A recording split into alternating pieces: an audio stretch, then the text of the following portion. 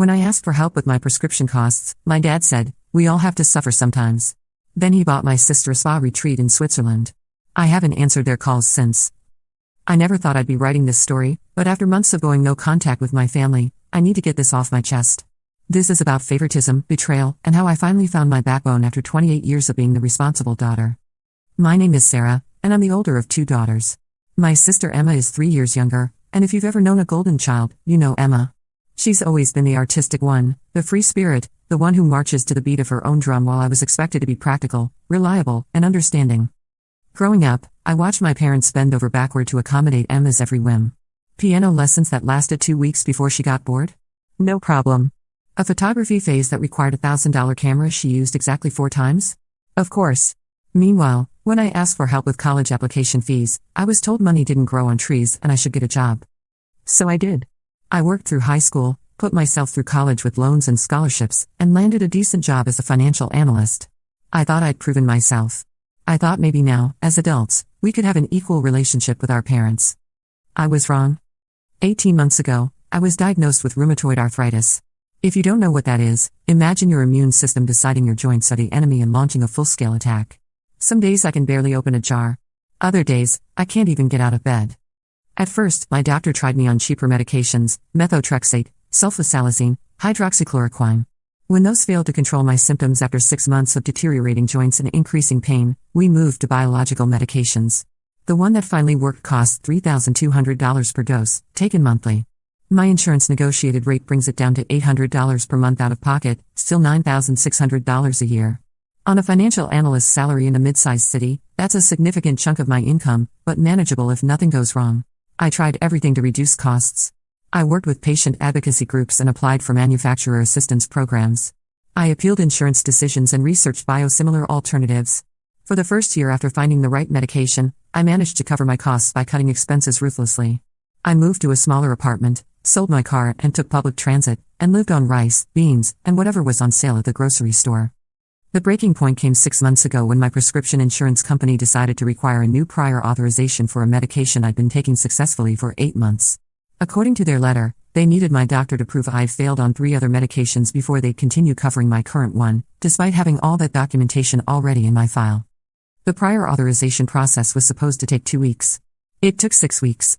During that time, I had exactly 3 days of medication left, and I was facing over a month without treatment while they shuffled paperwork. A month of pain so intense I couldn't work, couldn't function, couldn't live. To bridge the gap, I needed to pay the full retail price of $3,200 for 1 month's supply. Even though insurance would eventually reimburse me, I didn't have $3,000 sitting around after a year of extreme budgeting. I swallowed my pride and called my dad. "Dad, I hate to ask this, but I'm in a really tough spot with my medication costs. The insurance company is being difficult, and I need to pay out of pocket for this month while they figure it out. It's $3,200, and I just don't have it. Could you possibly lend it to me? I'll pay you back as soon as the insurance approves it." The silence stretched so long I thought the call had dropped. "Sarah," he finally said, his voice carrying that disappointed tone I knew so well. "You're 28 years old. You have a college degree and a good job. We all have to suffer sometimes. This is part of being an adult. You need to figure this out yourself." I felt like I'd been slapped. "Dad, this isn't about wanting a vacation or a new purse. This is my medication. Without it, I can't work. I can't function." "Then maybe you should have been more careful with your money," he replied. "Emma told us you went out to dinner last month. Maybe if you made better choices, you wouldn't be in this position." Emma. Of course she'd mentioned the one dinner I'd allowed myself in 3 months. A dinner that cost $32 and was my birthday present to myself. "Dad, that dinner cost less than what Emma spends on coffee in a week. I haven't bought new clothes in 2 years. I'm living on pasta and canned soup. I'm asking for help with medication I need to survive. We all have our challenges, Sarah. You'll figure it out. You always do." He hung up. I sat in my tiny apartment, staring at the phone, feeling more alone than I'd ever felt in my life. My own father had just told me my chronic illness was a choice I needed to deal with alone.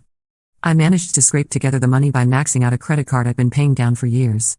The interest rate was astronomical, but what choice did I have? I needed those pills to function. The next few weeks were a blur of pain, exhaustion, and financial anxiety. Even with the medication, the stress of the situation had triggered a flare-up. My joints ached constantly, and I could barely concentrate at work. I kept replaying Dad's words in my head, "We all have to suffer sometimes." The casual cruelty of it ate at me like acid. I started paying closer attention to things I'd previously ignored or rationalized away.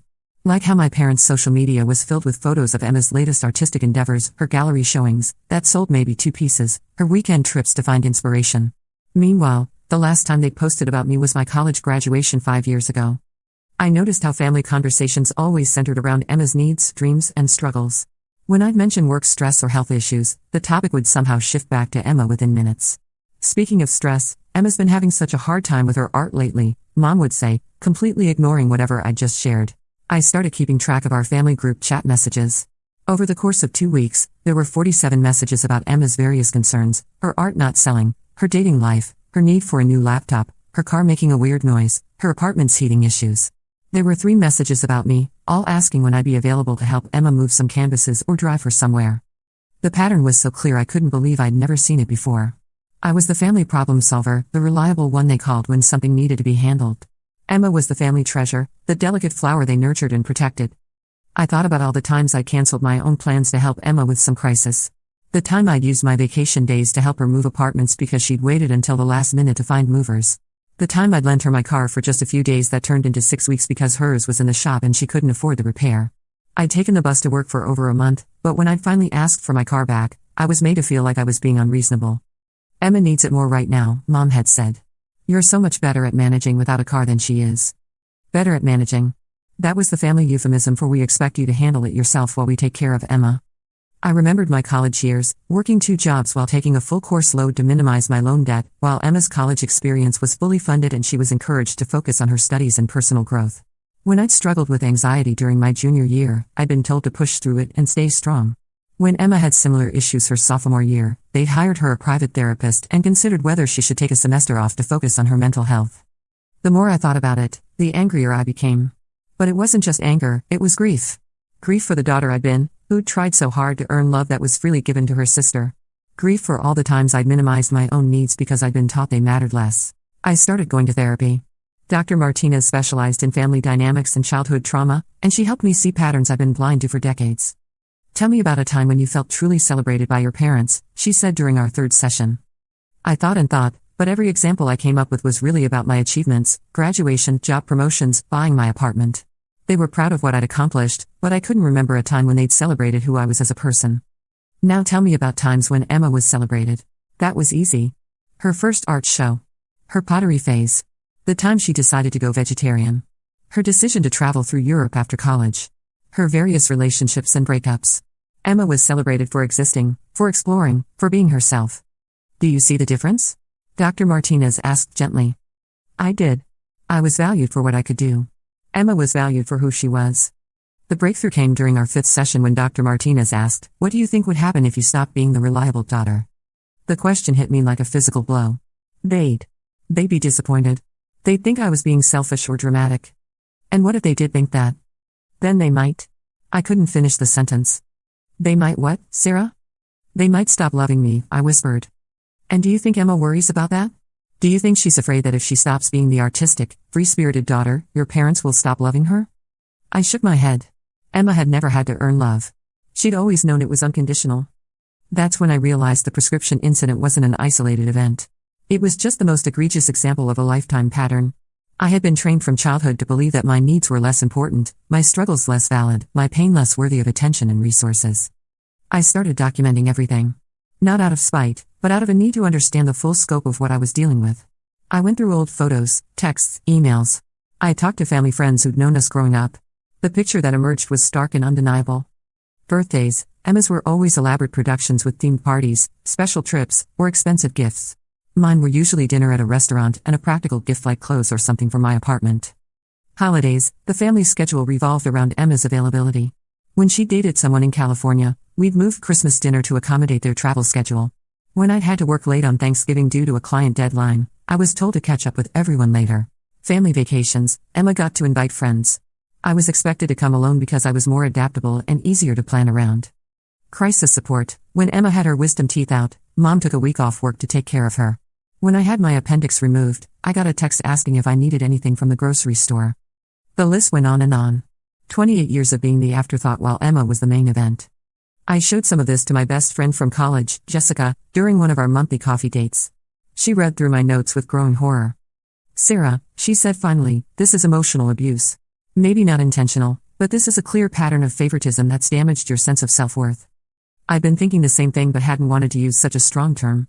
Do you think I'm overreacting? Are you kidding me? You asked for help with medication you need to survive, and they said no.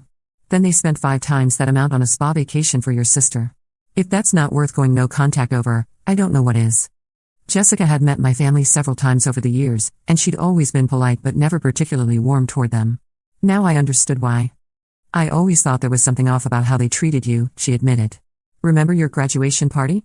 They spent the whole time talking about Emma's art show the following week. At your celebration dinner, you were the side character in your own story. I did remember. I'd felt vaguely hurt at the time but had pushed the feeling down, telling myself I was being selfish for wanting more attention on my special day. That conversation with Jessica was the final piece I needed. I wasn't overreacting. I wasn't being dramatic or ungrateful. I was finally, after 28 years, standing up for myself. 3 weeks later, Emma called me, bubbling with excitement. Sarah, you'll never guess what Mom and Dad did for me. They're sending me to this incredible wellness retreat in Switzerland. It's supposed to be life-changing. 8 weeks of spa treatments, meditation, gourmet organic food, and personal coaching with some guru who charges celebrities a fortune. Can you believe it? They said I seemed stressed about my art not selling and needed to realign my chakras or something. My blood ran cold. How much did that cost? Oh, I don't know exactly. The basic package was around $15,000, but they upgraded me to the luxury package because they said I deserved the best. With the upgrade and the extra 2 weeks I just added, I think it's around $22,000 total. But they said my mental health and artistic development are invaluable. Isn't that sweet? $22,000. I was paying credit card interest on the medication I needed to survive, while Emma got a luxury vacation to Switzerland because her finger paintings weren't selling on Etsy. That's great, Emma, I managed to choke out.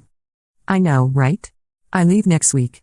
Oh, and get this, Dad said if I need even more time to find myself, they'll extend the trip again. They're the best parents ever. I hung up and threw my phone across the room. For the first time in my life, I truly understood what rage felt like. Not anger, not frustration, but pure, burning rage that made my hands shake and my vision blur. I'd spent my entire life being the good daughter, the responsible one, the one who never asked for anything. And when I finally needed help, real help, not a want but a medical necessity, I was told to figure it out myself. Meanwhile, Emma got a luxury vacation to Switzerland because she was feeling a little blue about her hobby not turning into a career. That night, I made a decision. After 18 months of struggling with this disease, a year of extreme financial sacrifice to afford my medication, and a lifetime of being the responsible daughter who never asked for anything, I was done. I didn't answer when Mom called to tell me about Emma's trip to Switzerland. I didn't respond to Dad's text asking if I wanted to have dinner that weekend. I didn't pick up when Emma called from Switzerland to tell me about the chocolate facials and how the alpine air was clearing her aura. A month passed. Then 2. The calls kept coming, but I let them all go to voicemail. Sarah, it's Mom. I don't understand why you're not calling us back.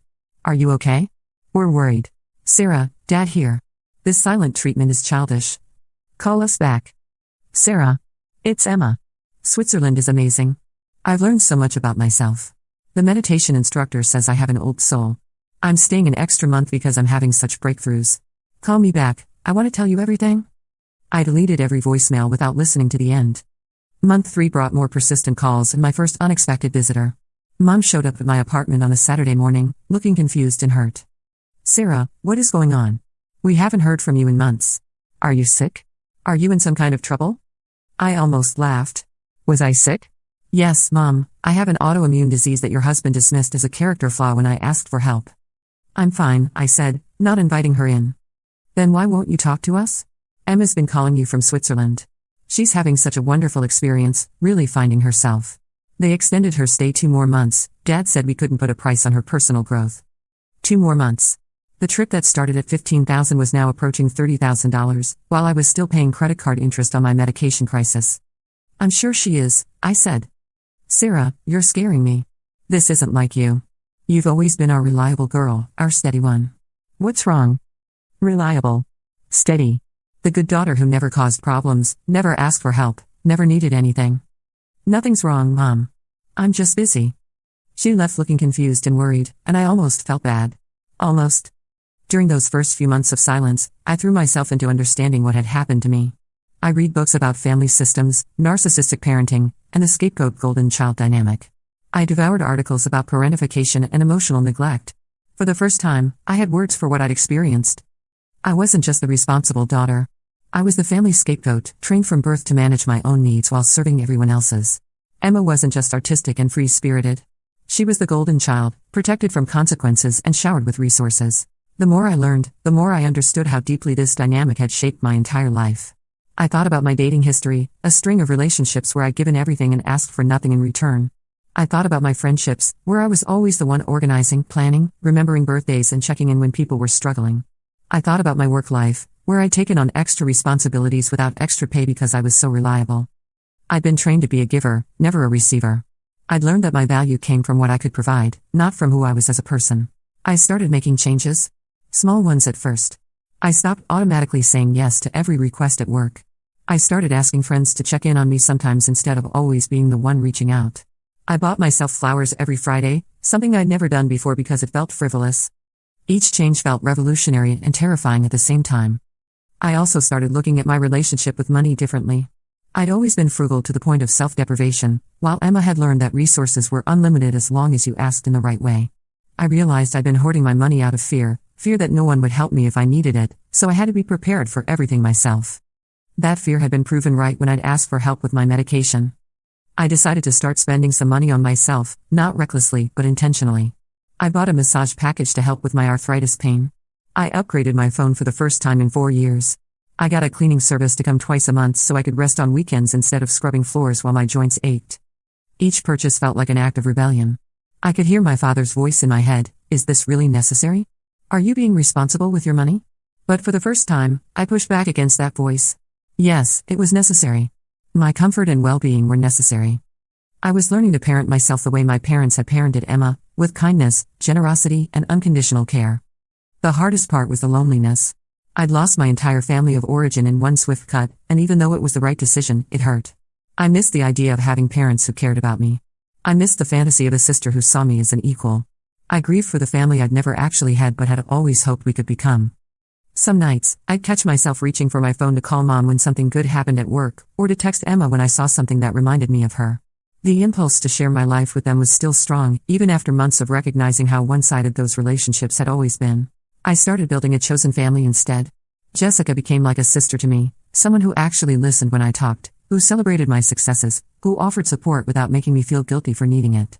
I grew closer to my colleague Lisa, who also had an autoimmune condition, and understood the daily challenges in ways my biological family never had.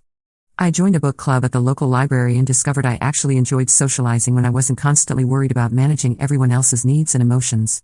I started attending a weekly yoga class designed for people with chronic conditions, and found community with others who understood that some days just getting out of bed was an achievement. Slowly, I was building a life that centered my own needs and desires instead of everyone else's. But the hardest moments came when I'd see families that actually seemed to care for all their children equally. I'd watch parents at restaurants patiently listening to all their kids, not just favoring one.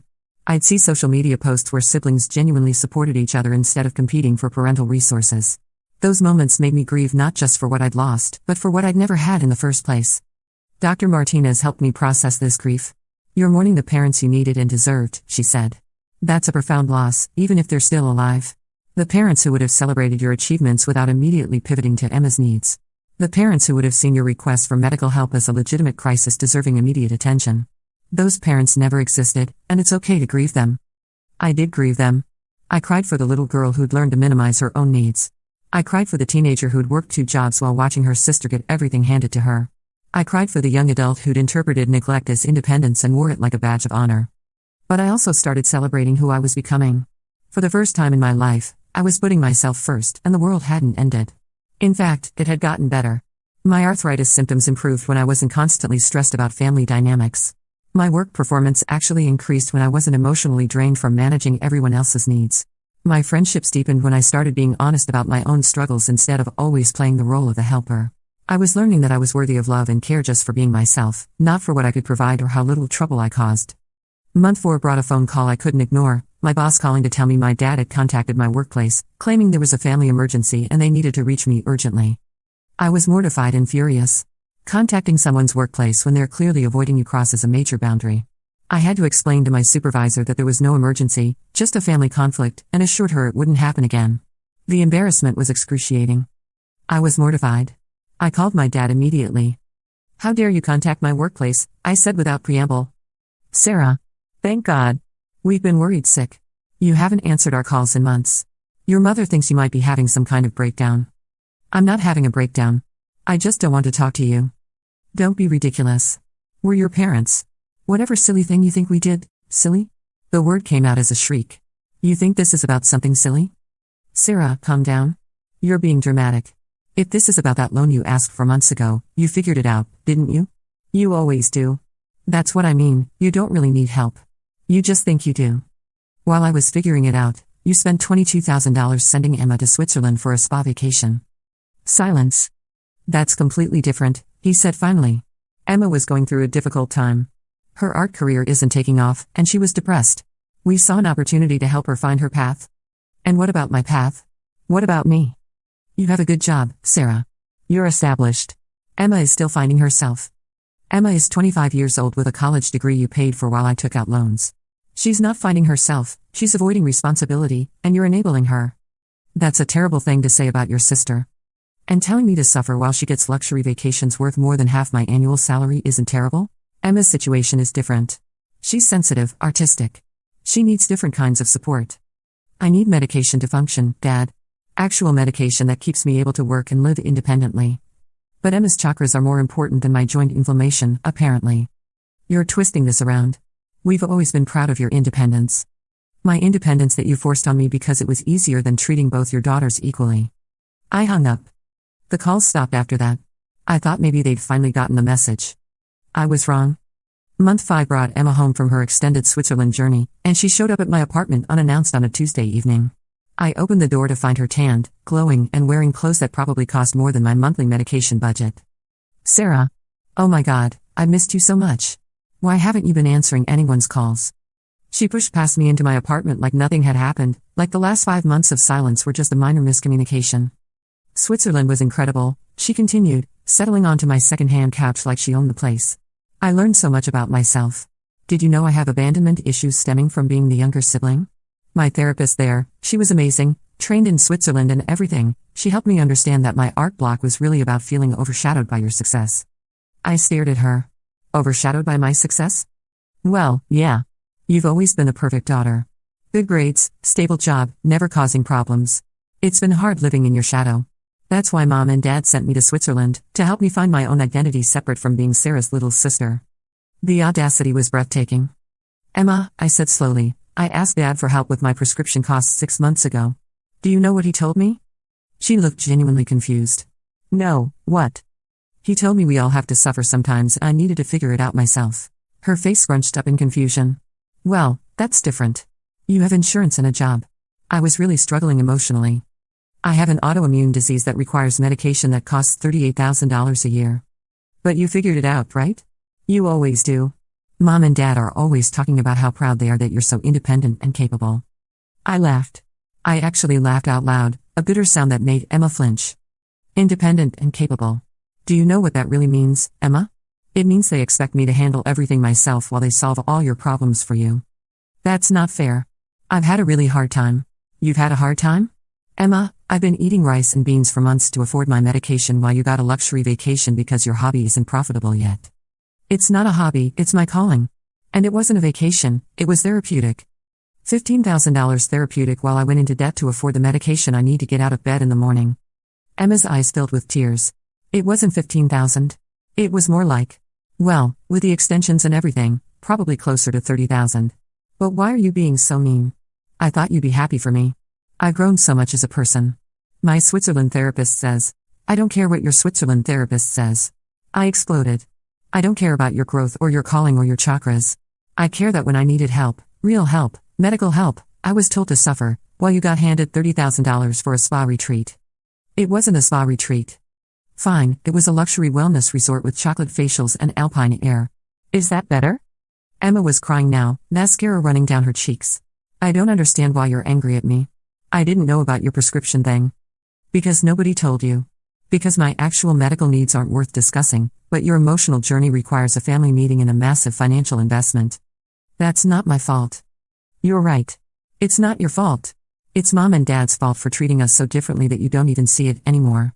And it's my fault for enabling it for 28 years by being the good daughter who never complains. Emma wiped her eyes, smearing her makeup further. So what, you're just never going to talk to us again? You're going to throw away our family over money? This isn't about money, Emma. This is about the fact that when I needed help, I was told to suffer. When you felt sad, you got a luxury vacation worth more than most people's annual salaries. This is about 28 years of being expected to handle everything myself while watching you get handed everything you ask for. I don't get handed everything. I walked to my kitchen counter and grabbed a notebook where I'd been keeping track of things, not out of spite originally, just to understand my own feelings. College tuition, you, fully paid. Me, loans I'm still paying off. Car insurance as teenagers, you, fully covered until you were 23. Me, got a job at 16 to pay my own. Spring break trips in college, you went to Cabo, Europe, and Hawaii, all paid for. I worked extra shifts to afford a weekend camping trip with friends. Your art supplies and equipment over the years, easily $15,000. The amount they've contributed to my adult life, zero, until I asked for help with medication and was rejected. Emma stared at the notebook. You've been keeping a list? I've been trying to understand why I felt so hurt and angry. Turns out, it's because I've been treated like the hired help while you've been treated like the beloved daughter. That's not. I mean, they love us both. Do they? Or do they love the idea of having one daughter who's independent and doesn't need anything, and another daughter they can rescue and nurture? Emma was quiet for a long moment. Then she said, in a small voice, what do you want me to do? Get back the Switzerland trip? I want you to acknowledge that it was unfair. I want you to see that while you were getting chakra massages, I was choosing between medication and food. I want you to understand that $30,000 could have covered my medication costs for over 3 years. I didn't know it was that bad. Because nobody cared enough to tell you. My struggles aren't worth mentioning, but your artistic blocks require international intervention. We sat in silence for several minutes. Then Emma asked, are you going to forgive them? Forgive us? I don't know, I said honestly. I don't know if I can go back to being the daughter who's expected to handle everything alone while watching you get everything handed to you. And I don't know if they're capable of seeing me as anything other than their low-maintenance child who doesn't really need support. Emma left that night without the happy reunion she'd expected. I didn't hear from any of them for 3 weeks. During those 3 weeks, I felt something I hadn't expected, relief. Not the crushing guilt I thought I'd feel, but genuine relief that I'd finally told someone in my family the truth about how their favoritism had affected me. I called Dr. Martinez and scheduled an emergency session. I told Emma everything, I said as soon as I sat down.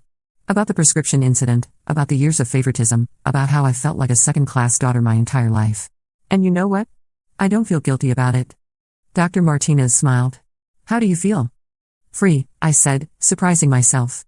For the first time in my life, I told someone in my family exactly how their behavior affected me, and I didn't apologize for having feelings about it. I didn't minimize my own experience to make her feel better. I just told the truth. That's huge progress, Sarah. How did Emma respond? She cried and said she didn't know.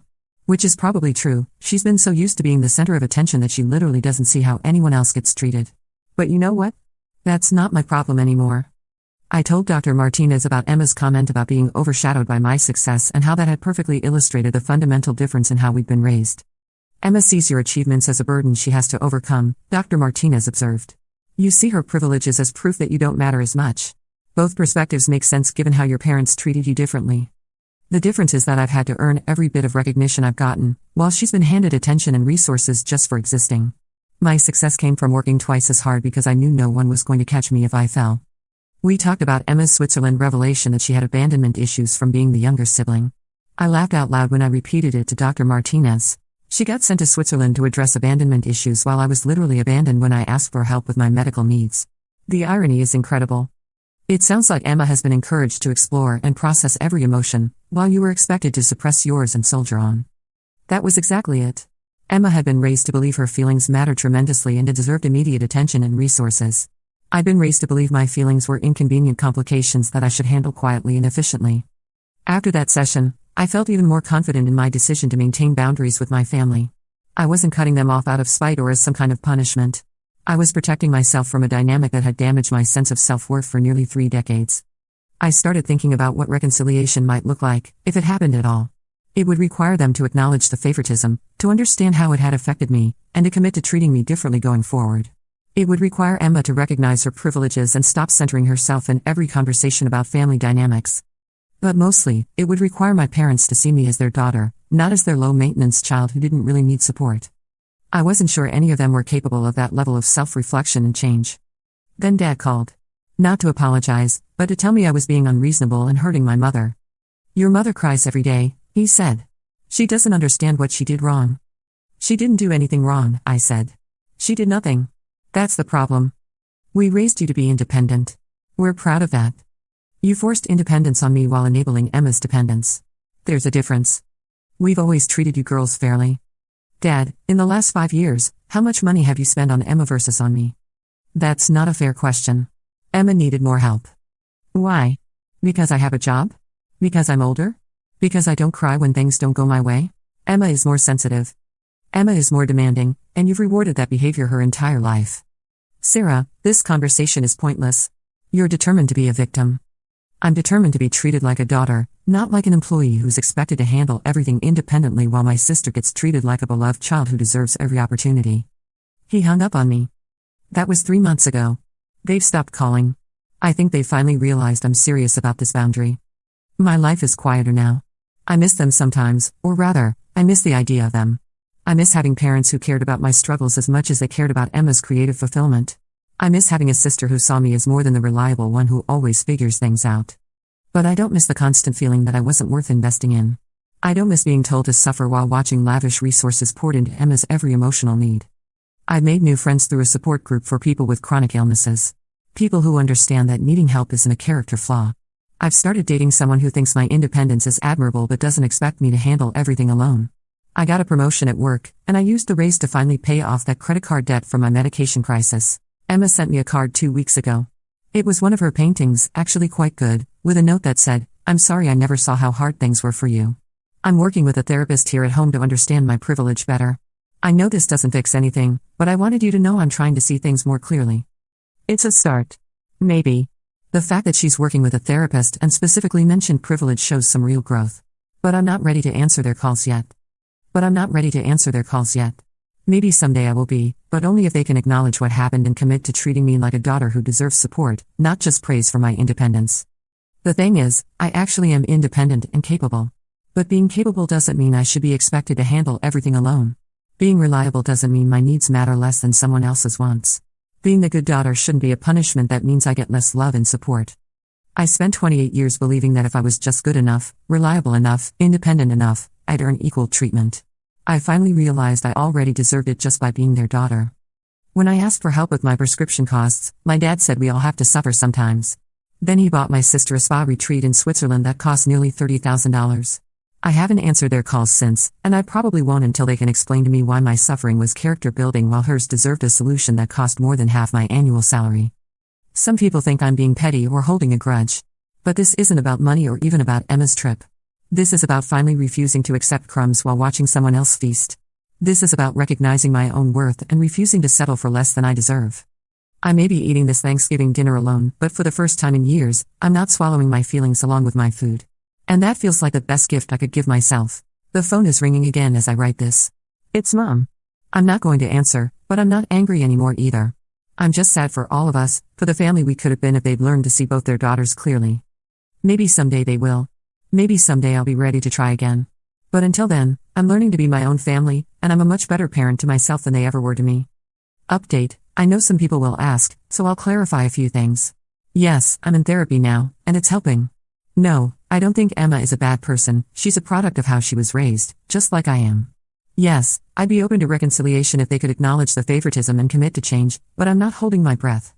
And for those asking about my medication situation, I'm managing better now. The promotion helped, and I found a patient advocacy program that's reduced my costs somewhat. I'm still paying more than I'd like, but I'm not going into debt anymore. The hardest part isn't even the money. It's the knowledge that when I needed them most, they weren't there. When Emma felt sad about her art not selling, they moved mountains. When I couldn't afford life-sustaining medication, I was told to suffer through it. That's the inequality I can't forgive yet. Maybe someday, but not today. Thanks for listening. Sometimes you just need to tell your story to people who don't know you, people who can see the situation without the history and complicated feelings. Your comments have helped me see that I'm not crazy, not ungrateful, not unreasonable. I'm just done accepting less than I deserve. And you know what? That feels pretty good.